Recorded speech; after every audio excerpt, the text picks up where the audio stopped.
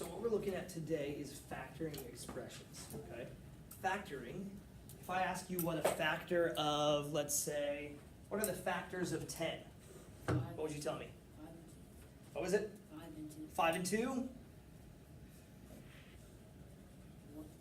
and 10. 1 and 10. Factors are the things that multiply into others, or in other words, the things that will divide into others, right?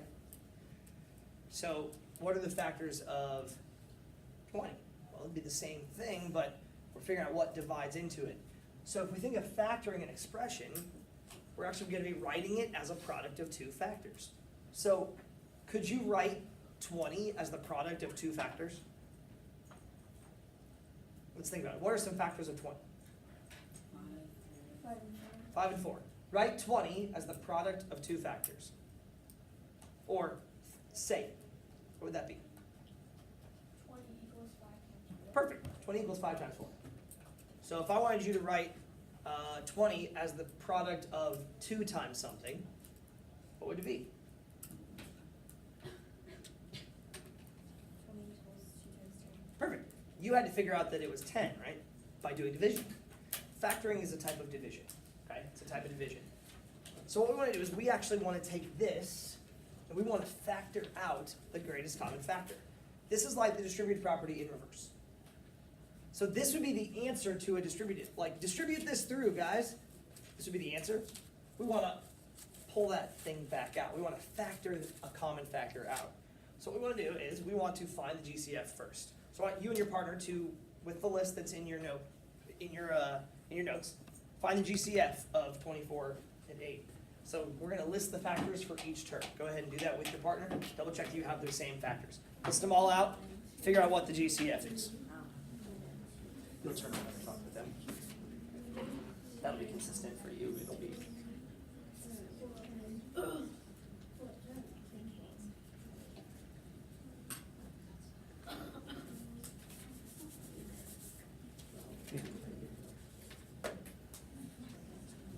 Use the numbers in your notes to write that out.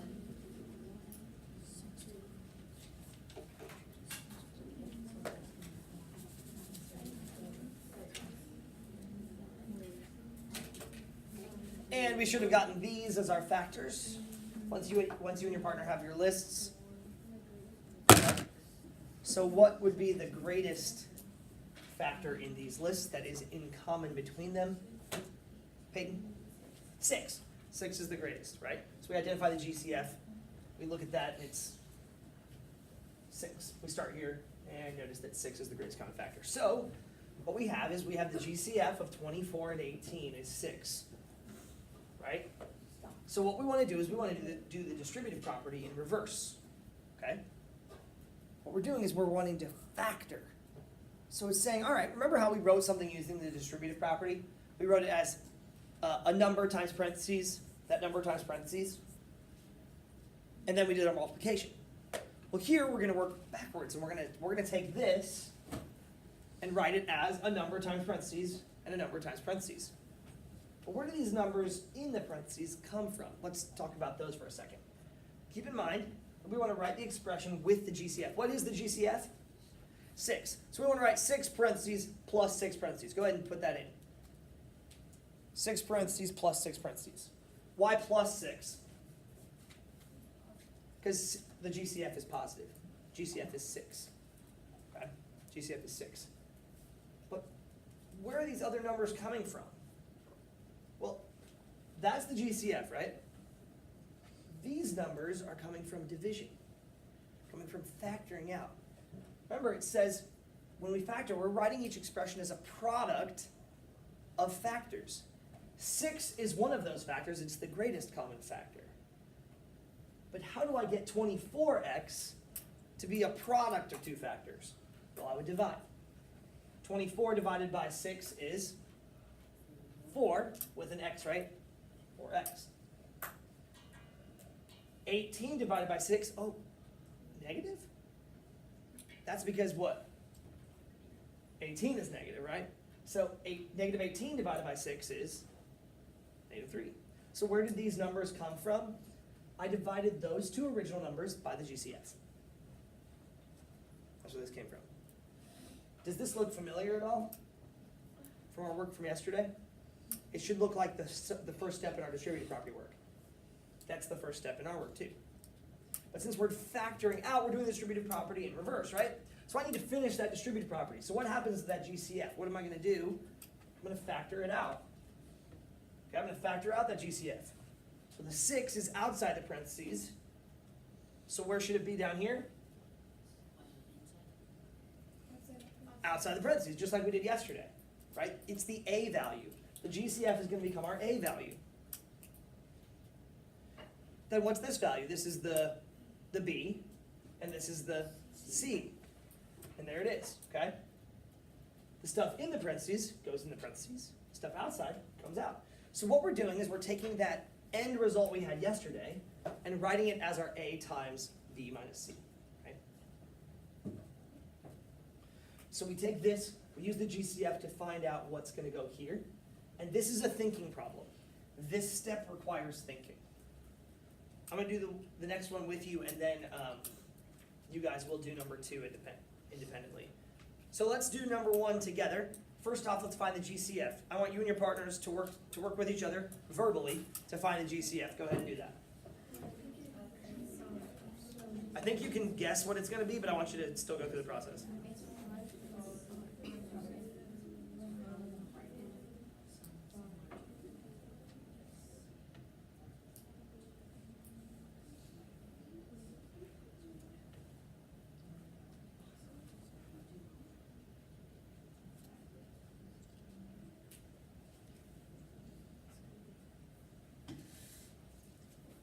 All right, GCF is 5. Okay, so now you have your list of steps, right? Follow the list of steps with me.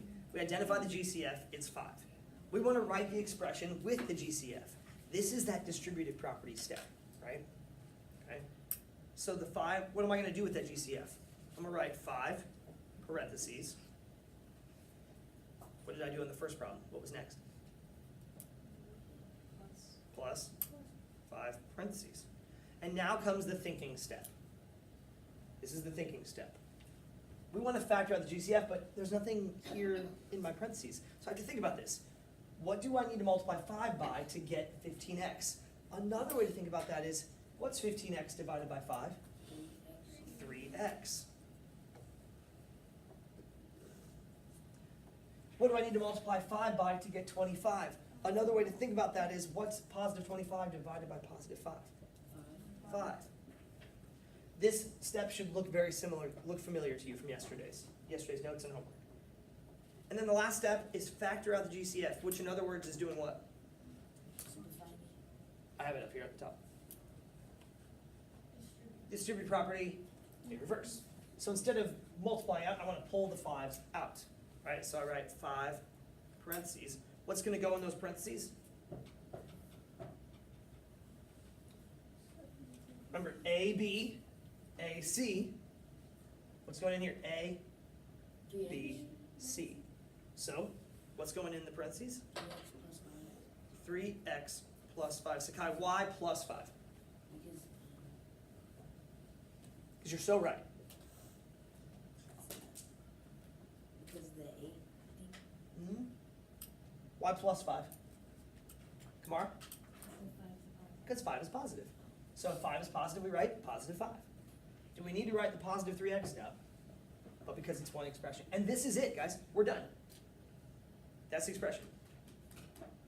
I want you and your partners to do number 2 together. Talking it through, working it through verbally with each other. Okay, ready, set, and go.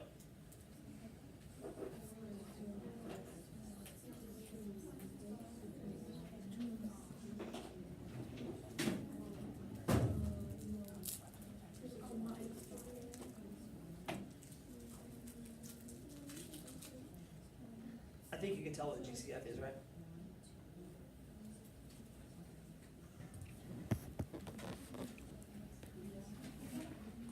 So, once we got the GCF, then we can start writing it as our distributed property, right?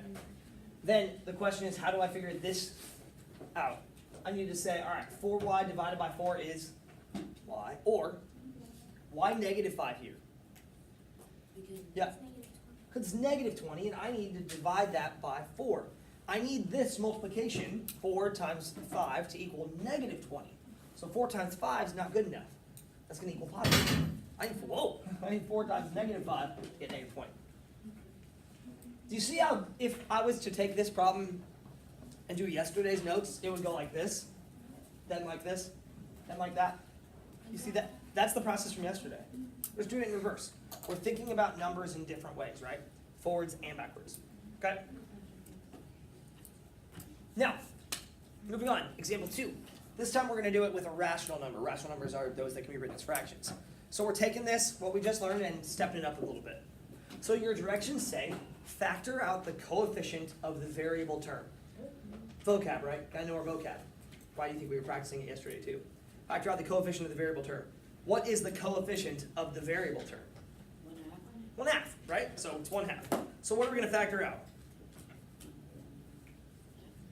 We're going to factor out 1/2. So we can actually write our next step right away. We already know what we're going to factor out. What are we factoring out? 1/2. Good, so what should we write? 1/2 times something plus 1/2 times something, right? It's going to look like this. This will be your next step. Why plus 1/2? Because our coefficient 1/2 is positive. And now we just have to think. All right. The question you want to ask yourself is, 1/2 times what will equal 1/2 x? That's the question we want to ask ourselves. 1/2 times what is 1/2 x? Yeah, 1/2 times x. That's a pretty easy one, right? Now the next one's a little bit trickier, but if you say it in one specific way, it'll make your life a little bit easier. Think, what is 1/2 times what is 3/2? Did you see how I said that fraction? Instead of 3/2, I said it as 3/2. What's 1/2 times, or 1/2 times what is 3/2? 3. And now all I have to do is write it as one factor form. I want to factor out that value, that 1/2. And what's going in those parentheses? Well, keep in mind, X plus 3. the 1/2 is outside the parentheses, so the 1/2 is outside. What's inside the parentheses? X plus 3. X plus 3. Why plus 3? 3 is positive. 3 is positive. That's all the work that these take. 3 steps, right? 3 steps. And there's our answer. So if it was 4/2, it would have been 4. Perfect. Oh, okay. So If it was 7/2, it would have been 7. Because it'll be a little easier. We're gonna have one example where it might be helpful to get a common denominator. I'm gonna do this one with you, and then I'll say number 5. And we'll do number 5 separately. All right, we want to factor out the coefficient of the variable term. What is the coefficient of the variable term on number 4? 1/2 again. So what should we write out? 1/2 parentheses. 1/2 parentheses plus 1/2 parentheses. I'm factoring out the 1/2. What's left over? What do I need to multiply 1/2 by to get 1/2 n? What do I need to multiply 1/2 by to get negative 1/2? Negative 1. Negative 1. Remember, what does negative 1 do to a number when you multiply it? If it, Changes its sign, right? Changes its sign. And now, factor out that 1/2. What's outside the parentheses? 1/2. What's inside the parentheses? And negative 1. N and negative 1. N minus 1. Questions? I want you and your partner to do number 5. It will be helpful when you do number 5 to get common denominators. Okay? It will be helpful. When it's time to do the second term, right? First term will be pretty easy. The second term, it might be helpful to get a common denominator. Just thinking through. So talk it through with your partner. Think it through when you get to the second term. Think what common denominator you might have to make your life a little bit easier. Let's talk with your partner. Don't do it independently. I want you to do this verbally. That's with words. All right? Ready, set, go.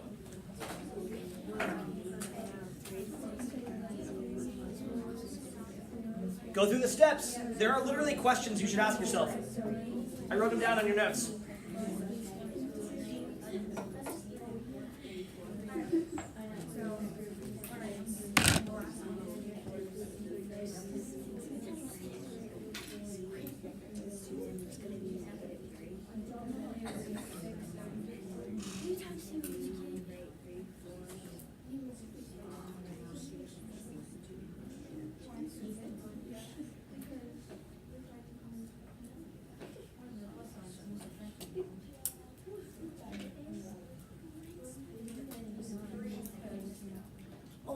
wait, we did it wrong.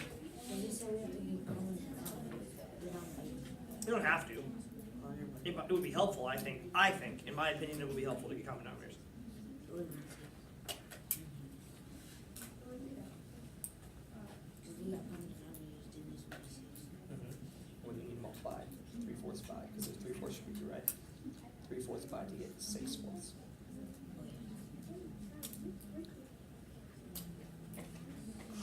All right, check it.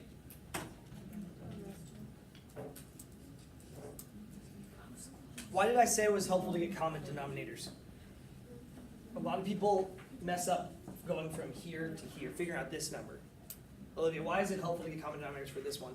It's helpful because then you know that it's, okay, words, so if it's 6/4, it's easier to determine that it's multiplied by 2. So Yeah. it's 6/4. The second question you ask yourself is, coefficient, so 3/4 times what equals 3/2? Well, that's hard because I'm not comparing the same thing. You get 3/2 to become 6/4, and now the question, right, the question up at the top, 3/4 times what equals 6/4? That's a lot easier to think about. 3/4 times what equals 6/4? 3 apples times what equals 6 apples? 2. Why negative though? Because it's not asking you about 6/4, it's asking you about negative 6/4, okay? Now we gotta get to the last one before we leave today. This one's actually a little bit easier, because you are told specifically what you're gonna factor out. So actually it makes our life a lot easier. It makes the questions we ask ourselves a lot easier.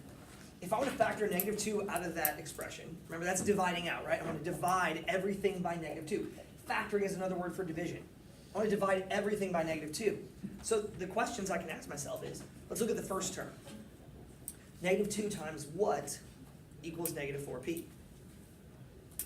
What would I need to multiply -2 by to get into -4p? Yeah. Positive 2. +2. P. Good. To P or not to P? That's the bathroom question.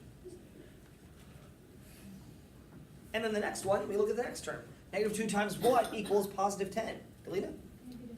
-5. Good. And now we actually have our problem, don't we? We already did it. So let's write it out. Write each term as the given factor times something, right? We've done this now 4 or 5 times. That number is what we're told we're factoring out. -2 times something, -2 times something. What are those somethings going to be now? 2p and -5. This step should look very familiar by now. Now, the GCF is going to be over here, right? And not the GCF, excuse me. The number we're told we're going to factor it by. The number that says -2 should be out here. And then what's left over, what goes inside the parentheses? 7p minus 5. Yeah, 2p minus 5. In my opinion, this is the easiest of all the 3. You're told what you're going to factor out. Remember, factoring is like division, right? So, if you think about it, -4p divided by 2 is, or divided by -2 is +2p. 10 divided by -2 is this one. And that's our answer. Questions? About 3 minutes, so I want you to try at least to get number 7 done. I'll put the answers up. If you can get both of them done, go ahead and get both of them. I want you to try to get at least number 7 done.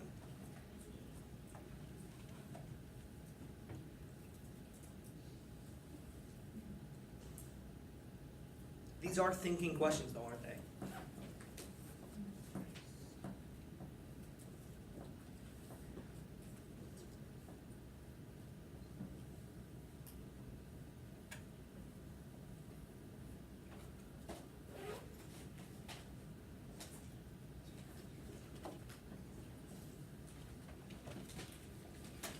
I give you the steps in the notes, right? In that little dotted line box, tells you what to do.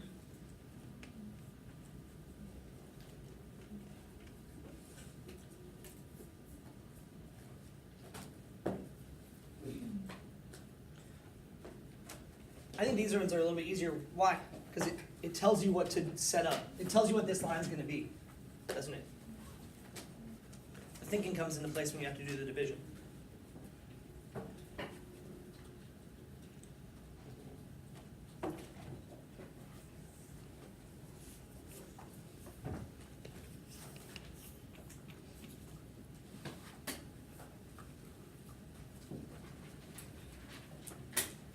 Number 8's a little trickier, because the division's just a little bit. Number 7, the division I think is pretty straightforward. -5 divided by -5 is just 1. 30 divided by -5 would be 6, but we have to make it negative. -8 divided by -4 is 2, with that k in there. -12 divided by -4 is 3. So then those come in, and the 4s go out. Notice the problem. It is exactly the distributed property in reverse, isn't it? If I said distribute this, what would you do? 4 times 2k, -4 times 3, and then you multiply it and you get that, wouldn't you? It's the exact same process of our notes from distributed property, just in reverse. So we have to think division, okay?